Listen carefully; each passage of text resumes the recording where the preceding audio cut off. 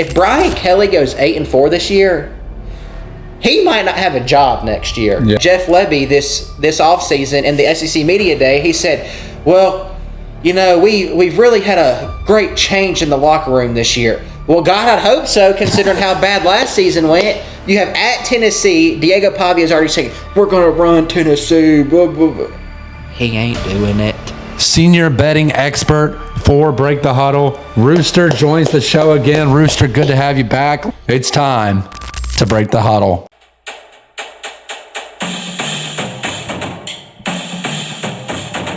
Rooster, starting off big with the SEC. Huge implications this year. Obviously, the Big Ten has won 2 back-to-back national titles. SEC hoping to get back to that. A few teams within the SEC are looking to hit that over/under win total. And we're gonna go over Vanderbilt, Mississippi State, and LSU. Starting off with Mississippi State, starting off with the lowest on the totem pole. And Rooster, when you look at Mississippi State's schedule, it's a dandy. Right now, they are on the over/under at 3.5 games. Not looking too good for them. We're looking at the Instagram comments in front of us. One guy says, quote, piece of cake. Another guy said, quote, we're already cooked. Thoughts on Mississippi State's schedule, year 2 for Jeff Lebby? Can he get them over the 3.5, or are you going to take the under for this year? Well, Nate, Greg Sankey and the SEC staff did not do Mississippi State any favors whatsoever with the schedule. And the one key thing that I take away from Mississippi State's schedule this year is that when you take a look at it, all of what would be considered their winnable games in the SEC, the Texas A&M potentially, since we know that they're always overhyped before the season started. Potentially Florida, because they're going to have a gauntlet of a schedule. They may be prone to a down week. You have Arkansas, and you also have Missouri. So the 4 more winnable games that you would have in the SEC this year are all 4 on the road. And then your 4 home games in the SEC are Tennessee, Texas, Georgia, and Ole Miss. That's brutal. Which those are 4 of the arguably top 5 teams in the SEC if you take out Alabama out of there. So Mississippi State's schedule is featuring 8 of the top 10 SEC teams, because I'm going to consider Arkansas a top 10 team at home, because they are a completely different team when they're in that home atmosphere. And then you take a look up here at their non-conference games, and they have to play Arizona State. Arizona State just made the semifinals in the college football playoff. Yeah. And one thing that stood out to me is that Jeff Lebby this offseason in the SEC Media Day, he said, well, we've really had a great change in the locker room this year. Well, God, I'd hope so, considering how bad last season went. I mean, shit, you can't get much worse than 2-10 and losing by 35 points to Toledo or whatever the heck it was. Sure. And then you lose out. I mean, credit, Shapen was the quarterback to start the year last year. But Van Buren was a top 10 quarterback in the SEC after the season finished. He was good enough to take his talents to LSU, and now he's going to be LSU's quarterback after Nussmeier's gone for 2 or 3 years. Yeah. He's going to redshirt this year. He'll have 2 or 3 years in LSU. And Mississippi State's going to get to see their golden boy quarterback end up killing them for the next 3 years. And then another thing that really stands out to me is they have 10 new receivers. You know what that tells me? The receivers last year sucked. They didn't have crap. And not good. They're only returning, I believe, 11 of their starters, and that's including a quarterback that had a season-ending injury. So when you look at this schedule, I mean, Southern Miss is a potential. Southern Miss, I'm going to count that as a win. It's a home game. You would hope so. It's a win. You would hope so. Alcorn State, that's a win. But, I mean, Northern Illinois, we saw what Northern Illinois did to Notre Dame last year. So, I mean, even though it's a home game, nothing's guaranteed with Mississippi State, as we saw with Toledo. They're not beating Arizona State. They returned Sam Leavitt. They kept Dillingham. They fended off all the high-dollar SEC, high-dollar Big Ten schools out there looking for coaches. And then they have arguably, outside of Florida, the hardest schedule in the SEC. So when I look at this, I only see 3 wins right here. You have Southern Miss, you have Alcorn State, and you have Northern Illinois. The three winnable games they have is at Arkansas, at Missouri, and that's really it. I'm not even going to count A&M in Florida as winnable. So I don't see any world in which they have a 5-week stretch of at Florida, Texas, at Arkansas, and Georgia. They're not beating Missouri after the hardest 4-game stretch in the SEC. So the under 3.5 win total right here for Mississippi State is the way to go. You've got to hammer it. And Nate, you can tell me what you think about this pick, but I mean, I don't see any way this goes over. Well, Rooster, I mean, you summed it up perfectly. Their road games, even at the mediocre, and I say mediocre, let's say mid-tier teams within the SEC, even then you have to play on the road, right? I think if you had an Arkansas or a Missouri at home, maybe you pull one of those. That's very winnable at home. And you get over the hump, but just a positive for the Mississippi State fans out there. You look between Texas A&M and Florida, and then between Missouri and Ole Miss. Well, that's 2 wins right there because they don't have to play at all. So, if you think about it that way, they get a little bit of rest. That's a win in Mississippi State's book. But no, when you break down the schedule, I don't see it any other way. I mean, even Southern Miss on the road at Southern Miss, who knows what they're going to do? I mean, Southern Miss doesn't suck. They're not a bad football team. They're not a bad football team. They'll keep it competitive. And listen, it's really going to come down to how does Blake Shapen play at the quarterback position. Their entire schedule, I believe, their entire over-under comes down to that Missouri on the road game, because I don't see any world in which Arizona State's losing that game at Mississippi State. No, and then you look at Arkansas, but even then, their quarterback play has improved significantly. Most think that Sam Pittman's going to retire after this year. We won't get into that, but I agree. But even Taylon Green, I believe I pronounced his name right, quarterback for Arkansas, even he's stepped up his game. Arkansas is going to have a decent team this year. They're probably going to win 5 or 6 games themselves. Yep. So I don't know. I mean, at the end of the day, it's a rough road ahead for Mississippi State. I hope you enjoy college football because I don't think you'll be enjoying much of your own team. So, Rooster, with that being said, what are you going to take, the over or the under? Under 3.5 all day long. Take it. Put your house on it. Put your wife on it. Put your kids on it. They're not winning 4 football games. You heard it here first from Rooster. SEC continues to dominate. Mississippi State, not so much. And that brings us into our next team for the SEC, Rooster, and that is the Vanderbilt Commodores. Coming off of a huge season last year, they obviously get the upset against Alabama. I remember being on the road myself, watching the game at another place, and I was in shock. I kept checking the score, I was like, no way. Boom, they upset them. Now they go into this season with probably higher expectations.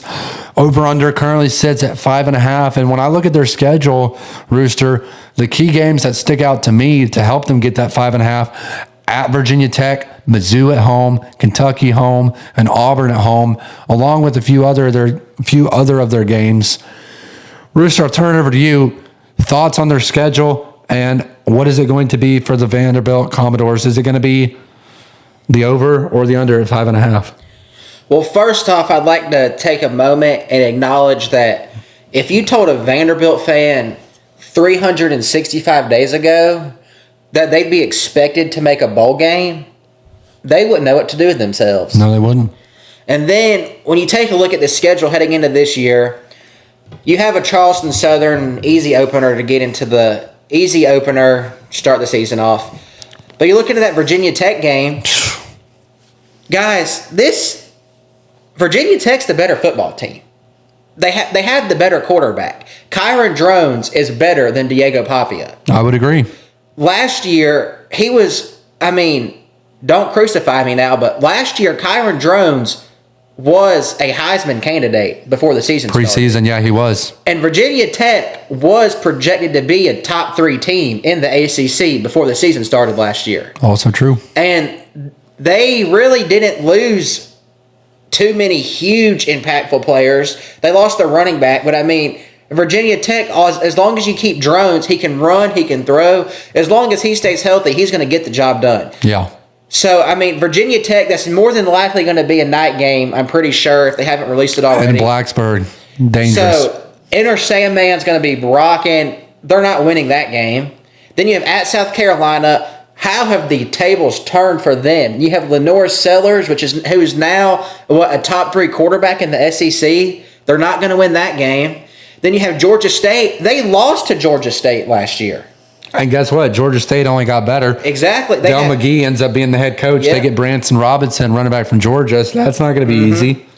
I mean, Utah State, I'd give them that game. Yeah. But I hate to break it to everybody out there in college football. Vanderbilt's not beating Alabama 2 years in a row. At Alabama, you don't think so, Rooster? Absolutely not. Then they run into the gauntlet of the best quarterback in the SEC with Garrett Nussmeier. You can come at me all you want to. Nussmeier's the best quarterback in the country. Then you have Missouri. That's a winnable game. They're not winning at Texas at all. No chance in God's name that they're beating Texas. You have Auburn, which, I mean, if Auburn doesn't win that game, Hugh Freeze is gone. He is not the coach at Auburn anymore if they lose that game. No. You have at Tennessee, Diego Pavia is already saying, we're going to run Tennessee. Blah, blah, blah. He ain't doing it. Tennessee's going to slaughter them. It's probably going to be if they haven't released it already, it's going to be a blackout game more than likely because, you know, they have the state rivalry runs deep. So when I take a bigger look at the schedule, you have a Charleston Southern, you have a Georgia State, you have a Utah State. There's 3 wins right there. And, I mean, Missouri and Kentucky, they did get lucky. Those are both at home. But those are toss-ups. Guys, Vanderbilt, other than Diego Pavia and Stowers, there's really nothing too special about this football team. No. So when I take a look back at this, you have Kentucky and you have Missouri, and then you have Charleston Southern, Georgia State, Utah State, and there's your 5 wins. Their win total is 5.5. They're not going to win any one of those other games, and Kentucky and Missouri are not givens. No. So the 5.5 is essentially you're betting that they win 2 out. They have to win 3 SEC games unless they win at Virginia Tech. That's not happening. I don't have faith in Vanderbilt at all. They're going to have a letdown this year just because the offseason hype. Diego Pavia has been doing more interviews than he's been doing paying attention to actual football. That's all he does is freaking interviews. Now he's too worried about the money. He came back to college football for the money. He didn't come back for Vanderbilt. He tried to leave Vanderbilt to go get more money. And when he realized that nobody wanted a 35-year-old as their quarterback, he had to come back to Vandy. So I know that this line is different at different sports books that you may use. Some have it at 4.5, some at 5.5. If you have it at 4.5, I would stay away from this line. But at 5.5, I'm taking the under all day long. Vanderbilt is not going to win. They're not going to make a bowl game this year. Rooster, let's jump over to our final team in the SEC, and that is none other than the LSU Tigers. Big season for Brian Kelly this year. Obviously made the SEC championship game in his first year, beat Alabama, had some huge wins in that first year. As we pull up their schedule here, this is not going to be easy. Some of the biggest games that I look at, key to victory, at Clemson, at Alabama, at Oklahoma. Not an easy road ahead for the LSU Tigers, regardless of how much talent they have. Rooster, I'll turn it over to you. LSU currently set over under at 8.5 games. How does it play out for the LSU Tigers this year? I can say that one thing that LSU did get a tough break on is that more than likely their 3 toughest SEC games are all going to be on the road. Ole Miss on the road, Alabama on the road, and I have Oklahoma, A&M, South Carolina, Florida. They could all be turning out the same, in my opinion. I mean, Oklahoma's bringing in John Mateer back there at quarterback. He's probably a top 10 quarterback in college football. Heisman favorite. So that's going to be a tough game. You have Clemson at night to open the season, and that game's really going to set the tone for this year. You're going to find out the beginning of the season if LSU's defense is legit or not right from day one. Because the drama that's been unfolding for the last several years has been they've got the offense, but how can their defense step up? Their defense gives up so many points, blah, blah, blah, blah, blah. Jaden Daniels led LSU to the most prolific offense since Joe Burrow. Yeah. And they had a defense that was even worse than Mississippi State's defense last year. Yeah. They had the worst defense if you go back and look at it, I wouldn't be shocked if LSU's defense has averaged over the last 2 or 3 years over 100 out of the 136 FBS teams. When you look at the schedule, and I mean Louisiana Tech, Southeastern Louisiana, Western Kentucky, Arkansas, I mean those are all win. Vanderbilt's a win. I mean A&M at home, God, if LSU loses that game, there might be riots. South Carolina, as much hype as they received this past year at LSU, I don't believe South Carolina has the defense to stop them. Ole Miss, we saw what they did against Georgia this past season, but I mean, Ole Miss's top receiver this year is what? Caden Lee? Yeah. They lost their top 2 receivers. They lost Jackson Dart. They lost Walter Nolan. They lost their 4 best players on their football team. So, I mean, they're going to be struggling to really put up some points. I know that Simmons he's the real deal back there at quarterback, but I mean, we haven't seen him in a game that a defense has actually had time to game plan for him. And LSU's going to have 4 weeks to game plan for Simmons because after you play Clemson and then after you play Florida in week 3, but after that, you're essentially having 2 full weeks to prepare for Austin Simmons back there in the backfield. So look at the schedule. You have Clemson. That game is probably the most intriguing game to me on this entire schedule because LSU can afford to lose to Alabama. I mean, that game, I'd go ahead and give them an L for that game because, on the road late in the season, that's going to be a tough one. But this Clemson game right here is really the tone setter for the entire year. And it's going to come down to who's the better defense because Clemson has Klubnik, they have TJ Moore, they have Bryant Wesco. I mean, they have a prolific offense. Yeah, they do. So it's essentially going to come down to which defense plays better. And I trust Nussmeier more in a big game situation because although Nussmeier and Klubnik have both had their moments, Klubnik looks like a deer in the headlights when it gets and he has to make a play that is to save the game. We saw that firsthand against Texas when he would just pull the thing and he'd just run out to the goal line and he gets stuffed. Klubnik does not listen to the coach at all when it comes to a big play game. He tries to turn it into what he can do to make himself look better. So I think you have a win at Clemson, you win at Louisiana Tech, you win at Florida, you win at Ole Miss. I honestly believe that LSU could go 11-1. Yeah, maybe undefeated because they escaped Texas and they escaped Georgia. Those are the hardest 2 teams in the SEC. I don't care what anybody says about Georgia missing out on losing Carson Beck or having Gunnar Stockton. Are we forgetting that they replace everybody with 5 stars? So LSU escapes the 2 hardest teams in the conference. And ladies and gentlemen, if Brian Kelly goes 8-4 this year, he might not have a job next year. Yeah. I don't see how LSU is going to take back-to-back 8-4 seasons. I believe they had an 8-4 season last year, didn't they? Mm-hmm. Yeah, so I'm taking the over right here. 8.5 wins. Take the over, lock it in. This is probably my favorite pick out of the SEC just because of the simple fact of what's riding on this coaching staff and on this team this year. Yeah, I mean, that's huge, Rooster. The 2 games that I circle, obviously the Clemson, that's a no-brainer. To me, Clemson has the better D-line, but to your point, I'm not sure how Cade Klubnik thrives in high-pressure situations. We were actually at the game last year against Georgia in Mercedes, and Cade Klubnik did not perform well at all. I understand Georgia had a top team. I mean, they were set, but that's not an excuse for Cade Klubnik. He did not play his best ball week 1, and this week 1 for 2025 is no different.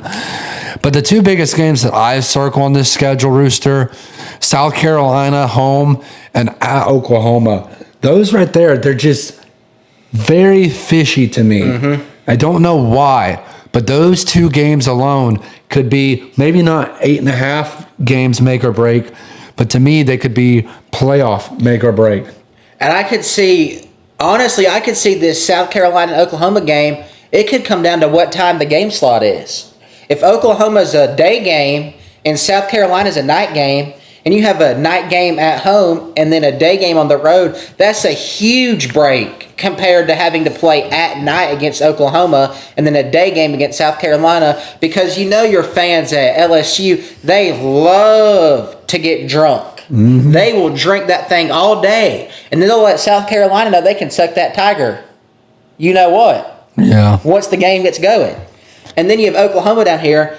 We saw what they did against Alabama at night last season. You do not want to go in there at night. So I honestly think that LSU's schedule could come down to ultimately what time the game slots are. Yeah. No, you're exactly right. And listen, home field advantage plays a part in this. There's no doubt about it. Death Valley at Clemson's going to be rocking. And then you talk about the other Death Valley at LSU and Tiger Stadium against South Carolina, they get Florida. Those are the two games to me at home for LSU that I want to circle and like go, okay, these are ones to watch, because you just don't know how DJ Lagway is going to play. You don't know how Lenore Seller is going to play. They could play lights out for that one game, right? Because Florida and South Carolina, of course, they want to make the playoff. Of course, they want to make the SEC championship game. But more than anything, they want to win games like this against LSU. And then at Oklahoma, the last game of the year. Just super, super fishy to me, because if LSU does go into that game at 11-1 or wherever they're at, they've lost one game, that's a game they could slip up against. Right. Or maybe they don't take it serious because they're like, oh, we're already in. I don't think that'll be the case because of playoff seeding. But, yeah, at Oklahoma, that one's just fishy. Especially we don't know how Oklahoma is going to play this year. They could end up being a sleeper in the SEC if John Mateer can come out there and light it up on the field. SEC fans, we're excited to get the season rolling this fall. August 23rd, I believe, is the first game, week 0. Week 1 starts August 30th. Me and Rooster will be at Clemson doing some fan content. We're going to be boots on the ground live from Death Valley and Clemson. We're excited to see you guys out there. Be sure to check us out. We'd love to talk with you, and we're pumped. We're pumped. If you're an LSU, Vanderbilt, or Mississippi State fan, let us know what you think down in the comments. Did Rooster hit it right on the nail, or right on the head, I should say, with his over-unders? Or are you going to roast him and tell him he's completely wrong? I'm sure he'd love to hear that. Be sure to subscribe down below, like this video, and always turn on that bell notification so you can stay up to date when we post our latest videos. It's time to break the huddle.